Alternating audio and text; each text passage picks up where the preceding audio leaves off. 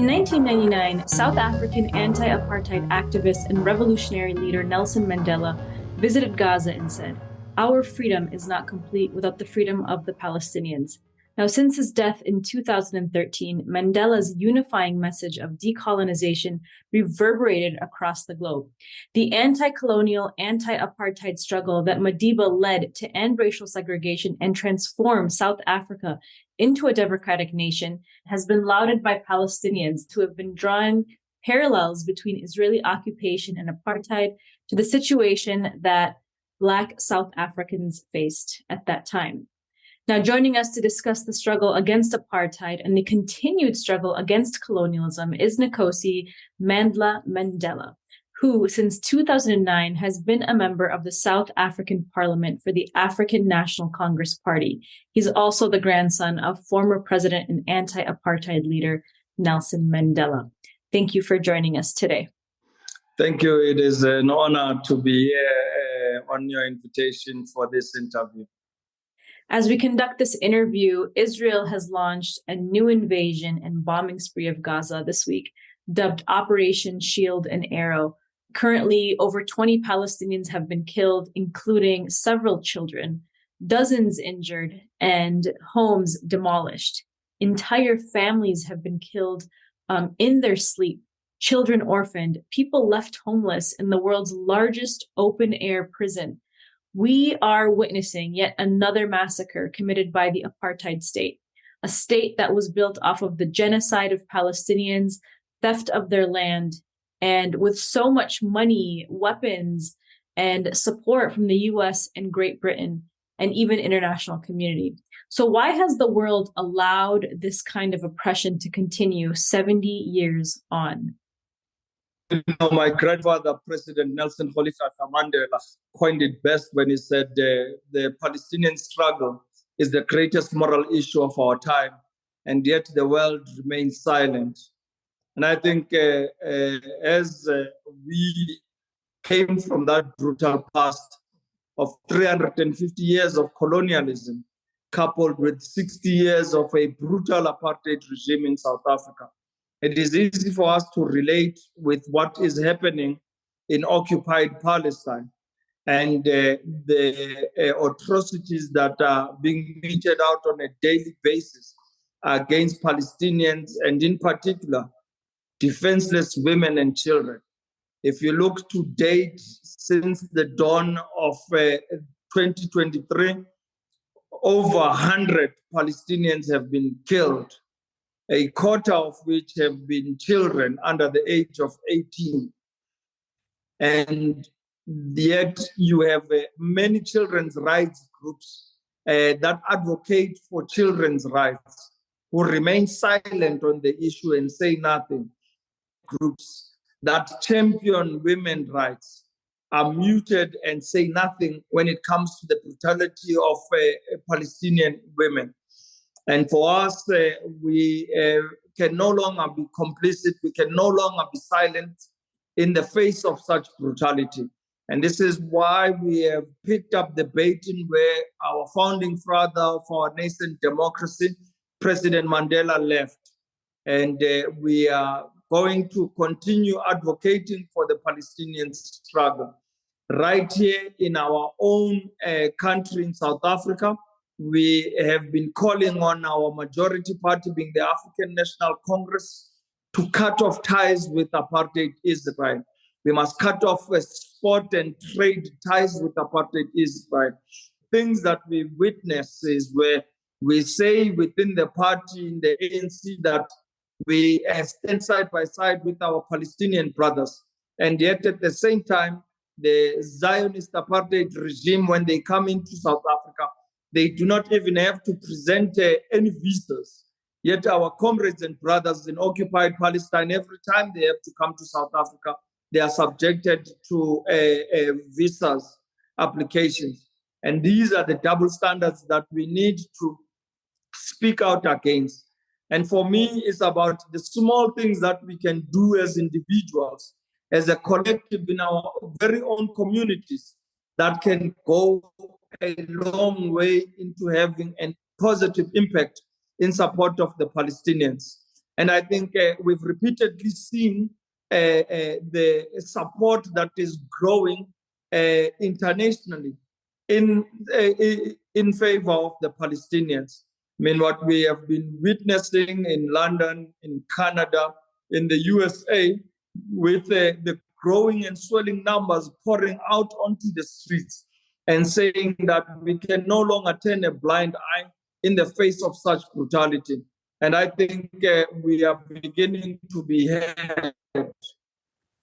Now, you talk a lot about colonialism, which has now become such a, it's mentioned in vogue right now. So throughout the late 20th century, Africa went through a wave of formal decolonization where European powers were forced to grant independence to their former colonies.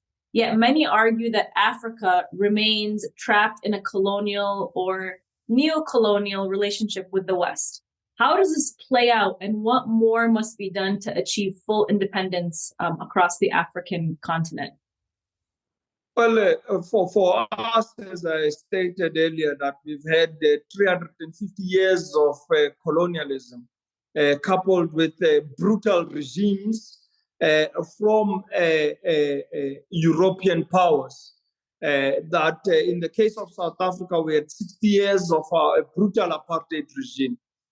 Even though we celebrate our freedom today, we are only celebrating what we have been able to achieve and attain legislatively. But when it comes to economic freedom, we have scratched the surface in that regard. And I think it's going to take a number of years for us to be truly victorious and be able to speak out of a real freedom that we have attained. And when you then look at as to what we have been trying to do in solidifying our efforts, we have through the old OAU, which has culminated to becoming the African Union, have been able to bring about our member states to come together under one umbrella and to start focusing on programs that we can be able to champion together. We are also looking into a structure of bringing all the parliaments on the African continent under one umbrella through the Pan-African Parliament, where we can be able to thresh out the challenges that face us as Africans on the ground. And we are happy to witness that with the leadership of Chief Charumbira in the Pan-African Parliament, we have placed the Palestinian agenda high on as one of the number one priorities on our agenda. And therefore, it is in our right to ensure that we are able to enforce our sovereignty, and we are able to ensure that we develop ourselves as countries and as a continent. This is what we want to see for our own Palestinian brothers and sisters in occupied Palestine, that they should be able to see themselves realizing the freedom that we all cherish today. And they should be able to build a one state that will encompass all citizens living in occupied Palestine. Could you detail the parallels between South Africa and Palestine and the apartheid that they both have faced? Well, you can come to the understanding that both these apartheid state regimes were born in 1948. In the case of South Africa, when the National Party won the election in 1948, that is when apartheid came to be. And also in 1948, through the catastrophe being the Nakba, it gave birth to the Zionist apartheid state of Israel. And in so doing, like a true apartheid state, they then came with unjust laws to restrict movement of the indigenous people of the land. In the case of South Africa, there were many segregational policies and law movement. So one would be through the Group Areas Act, South Africans, 13% of South Africans, with 87% of the population was forced into 13% of the land, whereas white supremacists that had 10% of the population enjoyed 87% of the land. This was achieved through wars of dispossession, where Africans were removed of the land of their birth and the land of their forefathers. We were forcefully removed and placed into homeland reserves and into Bantustans that we rejected. If you look at what has been happening right throughout the years since 1948, 3.5 million Palestinians were forcefully removed out of their villages, and many fled into the diaspora and are living right throughout the global community in refugee camps. That has led to illegal settlements coming on the rise.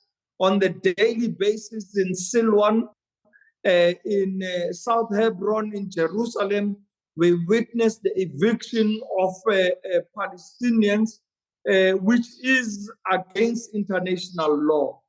And these are the similarities that we see.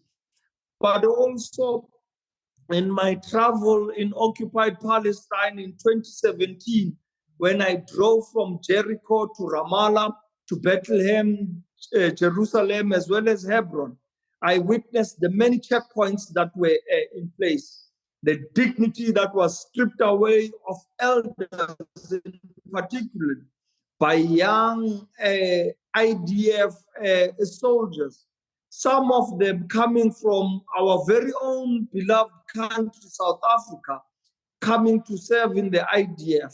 And these are the people that we are flagging in South Africa and be saying that our government should embark on a witch hunt, because no South African citizen is permitted to pick up arms in another country. And you see that Palestinians are subjected to the biggest open air prison when you speak of Gaza. And 2 million Palestinians are locked down there, denied any form of free of movement. This is what we came to be experiencing in South Africa through the Bantustans in Transkei, in Venda, in Bophuthatswana, as well as in the Ciskei. When you speak of Gaza, it personally reminds me of a Bantustan I lived in the former Transkei. And these are the similarities that we are quick to see. And every South African leader that has been to occupied Palestine can only draw one conclusion once we return, that what the Palestinians are experiencing is a worse form of apartheid than we ever experienced as South Africans. Absolutely. It's a traumatic event when anybody who has never been to Palestine visits Palestine. We appreciate that you made that visit and were able to document the crimes that Israel is committing. There were those that condemned the ANC and the anti-apartheid struggle in South Africa for violently resisting their occupiers and their oppression.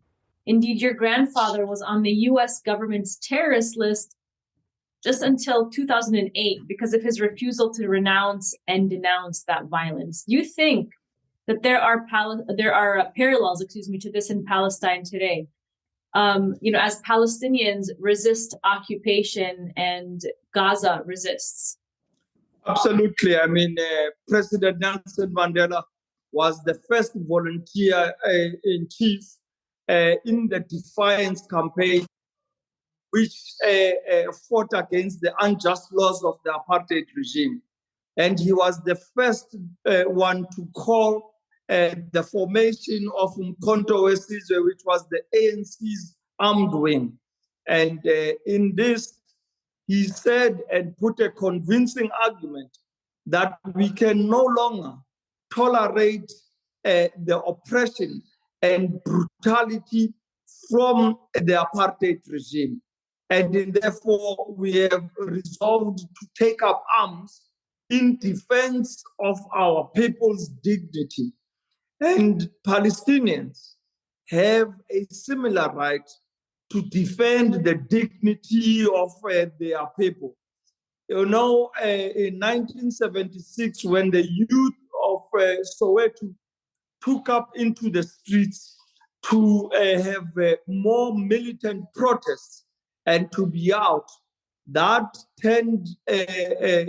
was a turning point in our history that inspired many right throughout our country to pour out and defy the apartheid regime. And this is why we say that in the Palestinian struggle, whether be it is the Palestinian Islamic Jihad or it is Hamas, if they so choose the path to pick up arms in defense of their people, apartheid Israel can no longer be left unchecked. We call on all Palestinians and civil society and civil rights activists to come together under the umbrella of BDS, and also all political parties must be able to set aside their political differences and unite Palestinians under one umbrella of being the oppressed people of Palestine. It was only then we as South Africa, when we set aside our differences and united under one umbrella being the United Democratic Front in the 80s, that we were able to enjoy the vast majority of support of our people.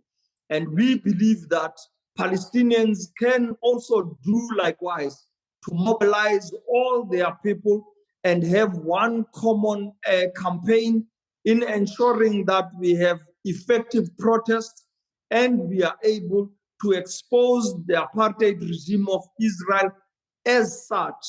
We are happy today that institutions like Human Rights Watch and Amnesty International have defined the Zionist state of Israel as an apartheid state.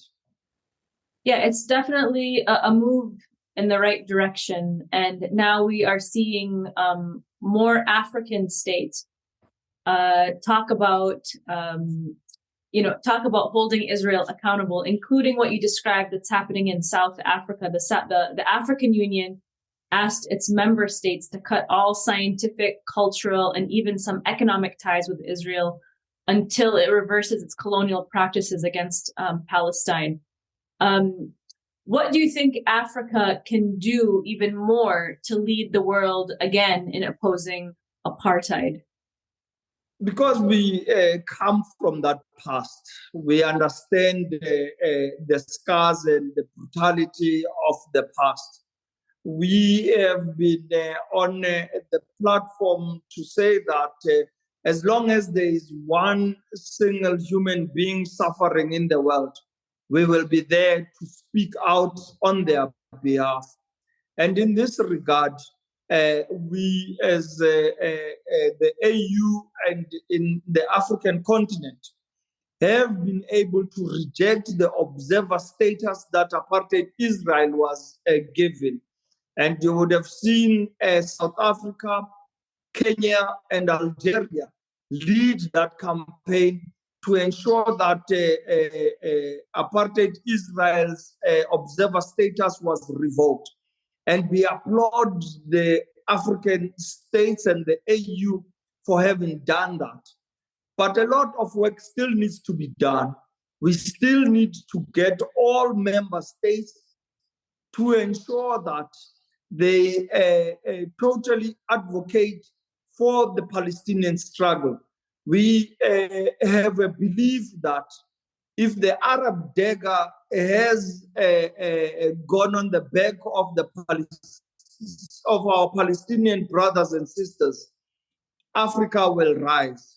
Africa will liberate Palestine. And this is why we stand in solidarity with our comrades and brothers in occupied Palestine.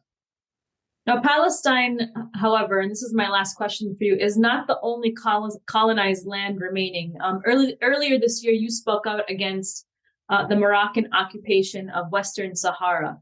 Now, it's not a subject that receives much attention in the West, although we do cover it at MintPress. What is going on there, and why do you describe it as Africa's last colony? For me personally, Palestine sits right at the center of my heart. But on my right hand, I always carry Western Sahara everywhere I go. And that's my bracelet of the Western Sahara, which I was given by His Excellency President Ghali. We must state it that the colonizer in Western Sahara was Spain. It exited in 1975. And immediately, the Moroccan government seized the opportunity to invade Western Sahara. And since then, Western Sahara has been living under occupation by a member state of the AU, being Morocco. And we as South Africa know our relationship that we have had with our comrades in Polisario and in Western Sahara, that they stood side by side with us during our struggle for liberation. I know also, having visited the refugee camps in Tindouf, we saw tanks that were apprehended by Polisario in a sanction-busting attempt by Morocco, who had procured these tanks on behalf of apartheid Israel, and they were coming through Morocco. But our comrades and brothers in Polisario were able to apprehend these tanks. So our relationship with Polisario and the Sahrawi people runs deep, and we continue, therefore, to speak against the occupation. And we regard the Western Sahara to be the last colony of Africa. And this is why, if we are ever serious as Africans in decolonizing Africa, we will leave no stone unturned in ensuring that we realize a free, decolonized Africa in our lifetime by liberating Western Sahara. Absolutely.